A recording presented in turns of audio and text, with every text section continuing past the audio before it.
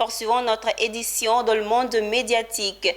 Le magazine Femmes d'Afrique, le média féminin du groupe Fraternité Matin, revient sur la scène avec son 100e numéro. Une cérémonie pour la célébration de ce 100e numéro s'est déroulée au siège de l'institution où s'est ouvert un panel sur le leadership féminin et le changement socio-économique. Walter Kofi et Ismaël Douza. C'est un retour en force pour le magazine Femmes d'Afrique. Après une longue absence dans les kiosques à journaux, ce mensuel féminin du groupe Fraternité Matin réapparaît avec un 100e numéro et entend prendre sa place de porte-parole des femmes en Côte d'Ivoire et en Afrique francophone. Pour ce faire, les dirigeants du groupe ont voulu faire de ce 100e numéro du magazine Femmes d'Afrique un nouveau départ qui, au-delà du magazine féminin classique, devra positionner la femme au cœur des enjeux économiques du continent.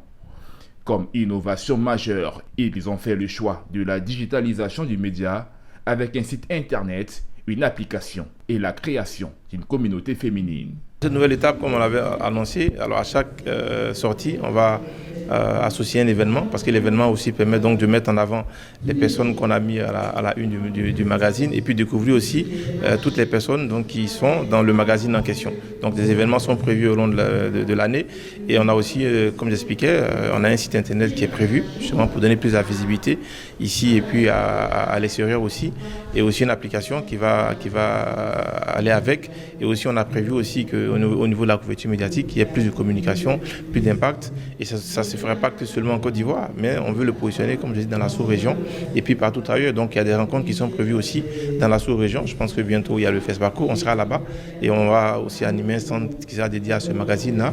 Nous avons plusieurs rubriques à travers lesquelles nous mettons donc les femmes en valeur, en lumière, des portraits inspirants de femmes leaders dans leurs différents secteurs d'activité, et nous organisons également des événements pour connecter davantage les dames et créer une vraie communauté de femmes actives, dynamiques, qui soit à l'image donc de la femme ivoirienne et africaine d'aujourd'hui. Cette rencontre fut marquée par un panel autour du thème Femmes d'Afrique et leadership féminin, catalyseur de changement et de transformation socio-économique. Un panel animé par des femmes qui sont des modèles de réussite dans leur secteur d'activité et qui ont partagé leur expérience. Femmes d'Afrique est un magazine essentiel pour le rôle de la femme dans la société.